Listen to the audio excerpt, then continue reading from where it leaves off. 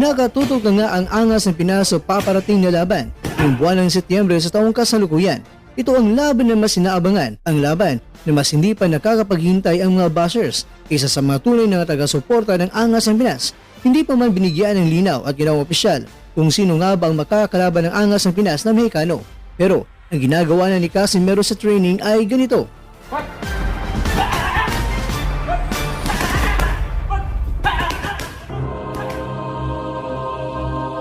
Mangyakwento, pati si Zapadas ay hindi na nakapagpigil pa sa kanyang papuri dahil sa nakarang laban na naipanalo by knockout ng ating kaubayan na si Salt Papi. Kaya naman, congratulations sa iyo Sir Idol Nathaniel Bustamante, aka Salt Papi, dahil sa pagkapanalo nyo, kaming mga Noipi ay talagang may dahilan na magbubunyi.